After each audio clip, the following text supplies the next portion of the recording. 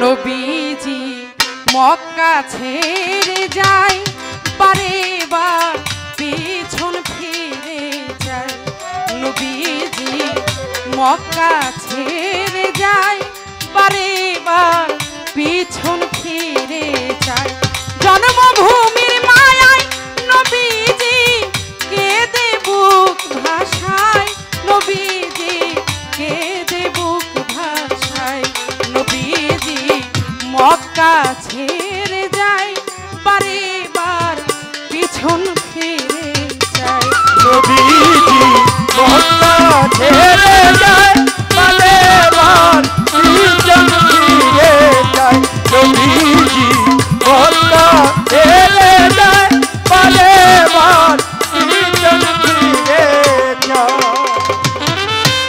বিদায়ের ব্যথা বুকেতে নবীজি চলেছে হিজরতে শুধু ওই মদিনার পথে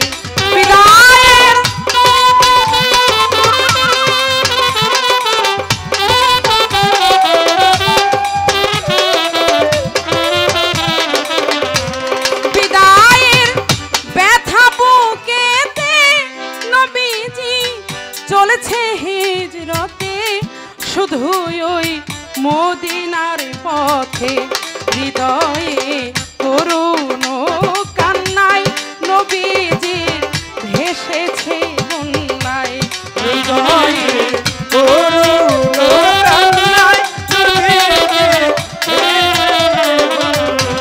হৃদয়ে করুণ কান্নায় আখি নবীজির ভেসেছে বন্যায় নবীজি মক্কা ছেড়ে যায় বারে বার পিছন ফিরে যায় নবীজি মক্কা ছেড়ে যায় বারে বার পিছন ফিরে যায় নবীজি মক্কা ছেড়ে যায় বারে বার পিছন ফিরে যায় রাতেরই অন্ধকারেতে নবীজি মায়ের কোল ছাড়ে চলে জানোই সুর পর্বত পাহাড়ে রাতেরই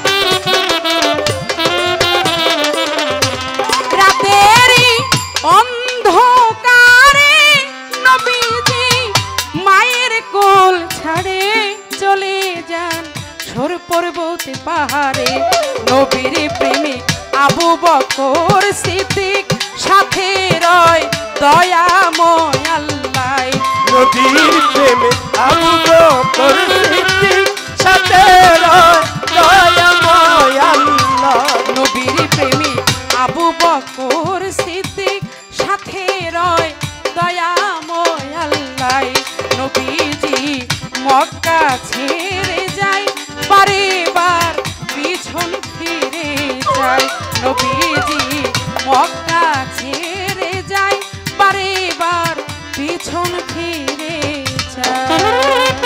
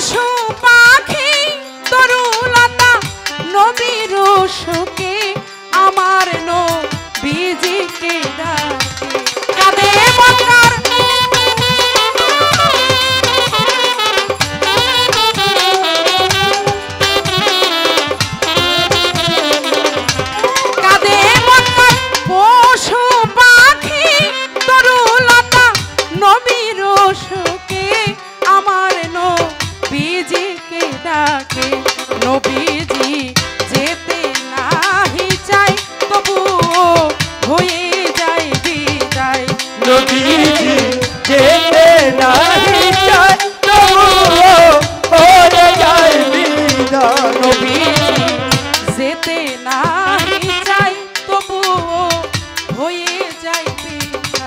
নবীজি মক্কা ছেড়ে যায় বারে বার পিছন ফিরে যায় নবীজি মক্কা ছেড়ে যায় বারে বার পিছন ফিরে যায় নবীজি মক্কা ছেড়ে যায় বারে বার পিছন ফিরে যায় নবীজি কি ব্যথা লইয়া গেল সেই সকল ছাড়িয়া সে ব্যথা বুঝাই কি দিয়া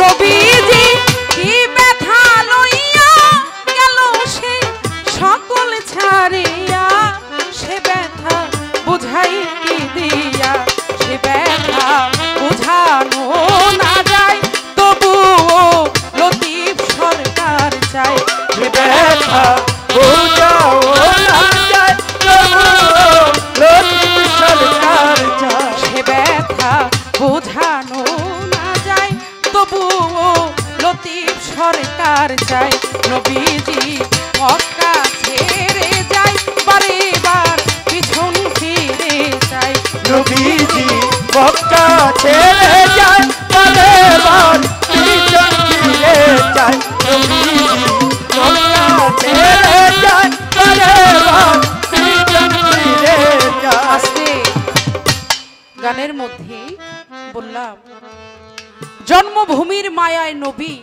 কেঁদে বুক ভাষায় নবীজি মক্কা ছেড়ে যায় বারে বার পিছন ফিরে যায় আরে আরে বাবারে আপনি যে মাটির মধ্যে বড় হয়েছেন যেটা আপনার জন্মভূমি পৃথিবীতে এসে যে মাটির সাথে আপনার মেশা চলাফেরা যার সাথে এত বড় সম্পর্ক সেই মাটি ছেড়ে সেই আপনার বাবার ভিটা ছেড়ে আপনি সমস্ত কিছু ছেড়ে যদি আজকে চলে যান আপনাকে যদি অন্য কোথাও পাঠানো হয় তখন আপনার ভিতর কেমন লাগবে আরে আপনার সাথে আমি 5 কোটি টাকাও দিয়ে দিলাম তাতেও কিন্তু সেই কষ্টটা নেওয়া যাবে না কারণ যে মাটিতে আমি জন্ম হয়েছি এসেছি এই মাটির সাথে আমার আলাদা একটা সম্পর্ক তদ্রূপ আমার হুজুর পাক যেখানে আবির্ভাব ঘটেছিলেন এসেছিলেন সেই মক্কায় জন্ম সোনার ছেলে সেই মক্কা নগরে সেখানে আমার হুজুর পাক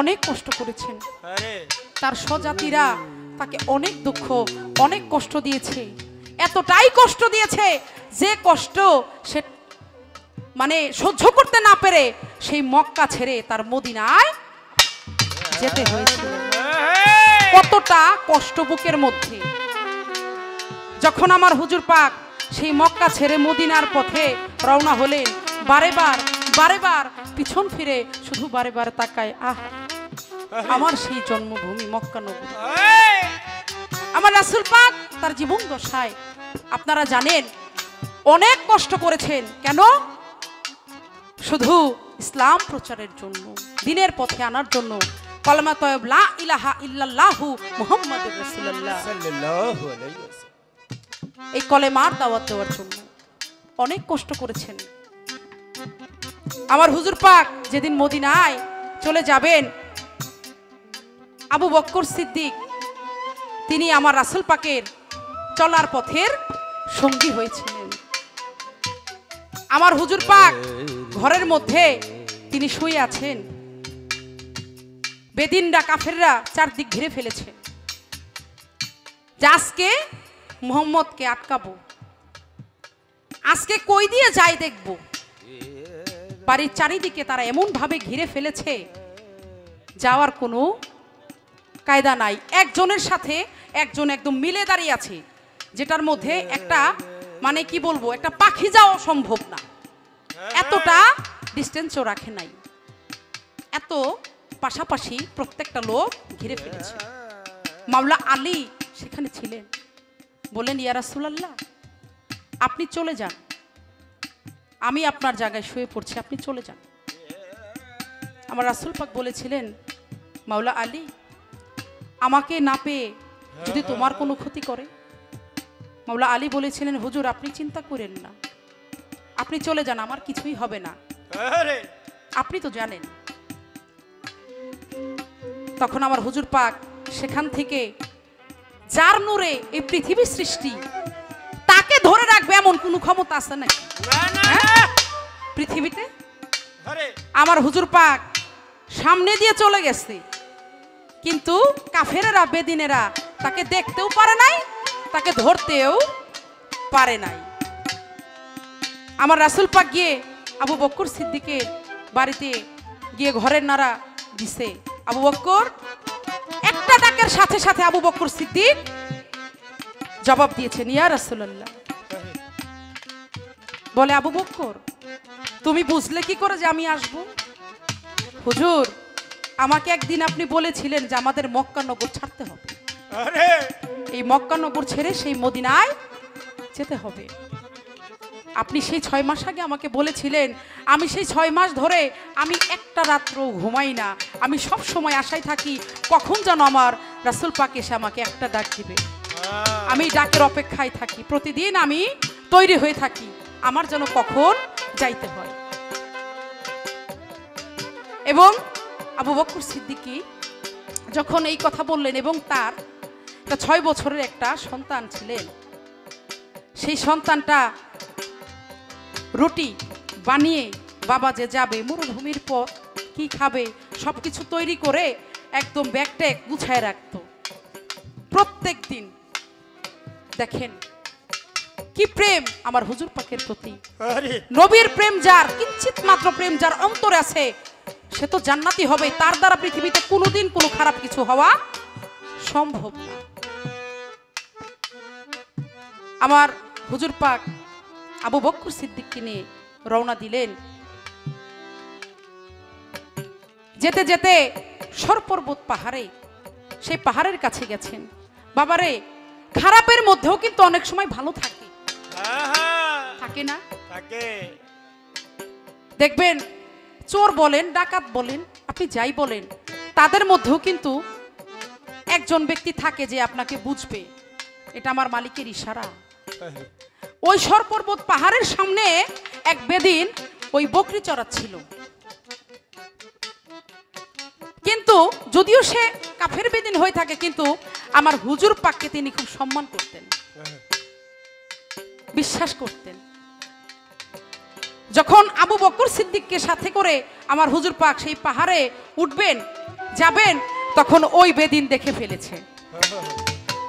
এখন তো হুজুর পাক আবু বকর সিদ্দিক বলছে, আবু বকর সিদ্দিককে আমার রাসূল পাক বলে, এ তো বেদিন কাফের, আমাদেরকে দেখে ফেললো, ও তো বলে দিবে।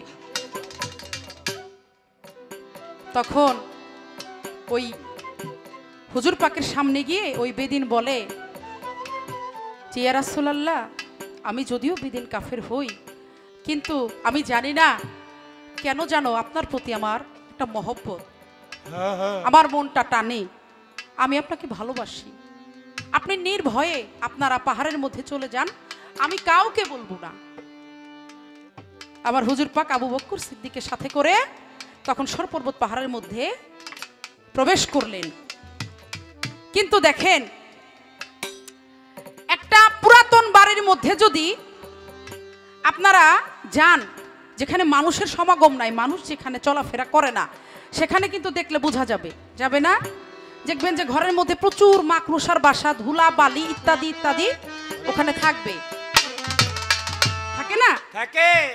তোমার রাসূল পাক আবু বকর সিদ্দিককে নিয়ে যখন সেই সর পর্বত পাহাড়ে তিনি প্রবেশ করলেন, প্রবেশ করার সাথে সাথে সেখানে পূর্বের ন্যায় যেভাবে মাকড়সার বাসা দিয়ে একদম বাসা বাঁধা ছিল, মানে এখানে যাওয়ার মতো কোনো রাস্তা নাই, মাকড়সা সাথে সাথে জাল বুনেছেন, জাল বুনে সেটাকে আবার পূর্বের ন্যায় করে দিয়েছে। এটা বোঝানোর জন্য যে কাফের বেদিনরা যদি আসে, তারা যেন বুঝতে না পারে এটার ভিতরে আমার হুজুর পাক আছেন। এখন কাফের বেদিনরা তো সেই পাহাড়ের চারিদিক দিয়ে ঘুরঘুর ঘুরঘুর করতেছে, এখন বলতেছে আমরা ওইটার ভিতরে যেয়ে দেখি। এখন একটা আর একটারে বলতেছে, ভিতরে যে যাবা, এখানে যে কোনো কেউ যে গেছে এরকম তো কোনো চিহ্ন দেখি না, এখানে কিভাবে মাকড়সার বাসা বেঁধে আছে, ধুলাবালি জমে আছে, এখানে তো কারো যাওয়ার কথা না। যদি যাইতো পায়ের ছাপ থাকতো বা ওখানে মাকড়সার বাসা বাধা থাকতো, একটা চিহ্ন তো আমরা পাইতাম। এরকম তো কিছু নাই।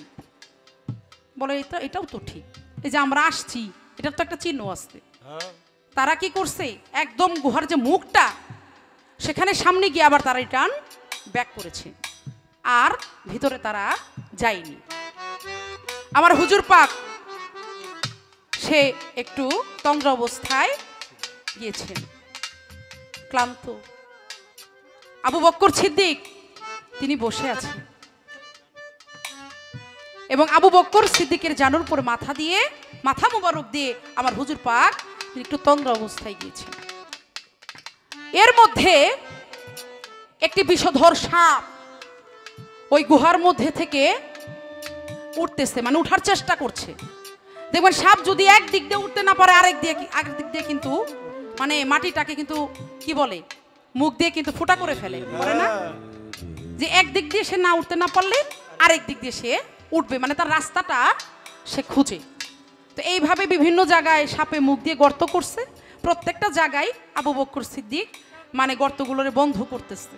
একটা জায়গা সে করতে পারেন নাই, সেই জায়গাটা আবু বকর সিদ্দিক তার পা দিয়ে ওই গর্তটার মুখের সামনে পাওটা দিয়ে রাখছে, এভাবে যেন ওই সাপটা কোনোভাবে বের হইতে না পারে, হুজুর পাককে যেন সে ধ্বংসন করতে না পারে, কোনো বিরক্ত করতে না পারে। কিন্তু আবু বকর সিদ্দিক এটা বুঝেন নাই, ওই সাপটা এতদিন আশাই ছিল আমার হুজুর পাকের একটু দেখার বাসনা ছিল, সে অভিশপ্ত জীবন থেকে মুক্তি হবে, এটা তো আবু বকর সিদ্দিক জানে না। কিন্তু সাপটা বের হইতে না পেরে পায়ের মধ্যে ধ্বংসন করতে করতে কামড়াতে আবু বকর সিদ্দিকের পাওটা একদম নীল বর্ণের হয়ে গেছে। সে ব্যথায় জর্জরিত, তার পুরা শরীর একদম বিষে ভরে গেছে এবং কিছুক্ষণ পর তার যে চোখের পানি, সে আর ব্যথায় আর সহ্য করতে পারছে না। কিছুক্ষণ পর আবু বকর সিদ্দিকের চোখের পানিটা আমার হুজুর পাকের দেহ মোবারকে একটু পড়েছে, সাথে সাথে আমার হুজুর পাক উপর দিকে তাকিয়েছেন। তাকিয়ে দেখে আবু বকর সিদ্দিক সে একদম বিষে নীল হয়ে গেছে। হুজুর পাক তিনি তো সবই জানেন, তারপরও জিজ্ঞেস করেছে যে আবু বকর এই অবস্থা কি করে হলো তোমার? বলতেছে হুজুর এই ঘটনা, একটা সাপ সে উঠতে চেয়েছে, আমি ওই গর্তের মধ্যে আমার পাওটা দিয়ে রেখেছিলাম, সে যেন না বের হইতে পারে। আবার হুজুর পাক সাথে সাথে তার থুতু মুবারক যেখানে সাপে দংশন করেছে ওই যে পায়ের মধ্যে সেখানে দিয়ে দিলেন, সাথে সাথে আবু বকর সিদ্দিক বিষ থেকে মুক্ত হয়ে গেলেন। সুবহানাল্লাহ বলবেন না? সুবহানাল্লাহ। আমার হুজুর পাক সাথে সাথে তাকে সেই বিষ থেকে মুক্ত করলেন, ব্যথা থেকে তিনি মুক্ত করলেন এবং আবু বকর সিদ্দিককে সাথে নিয়ে তিনি আবার সেই মদিনার পথে রওনা দিলেন। আসলে ঘটনাটা কিন্তু অনেক বড়, আমি এত দূর যাব না, কারণ এই ঘটনাটা মদিনা পর্যন্ত যদি আমি বলি এখানে আমার মোটামুটি 1-2 ঘন্টা বলতে হবে। আমি যতটুকু সম্ভব সংক্ষিপ্ত করে বলার চেষ্টা করলাম, শুধু একটু আপনাদেরকে ইশারাটা দেওয়ার জন্য, একটু বোঝানোর জন্য।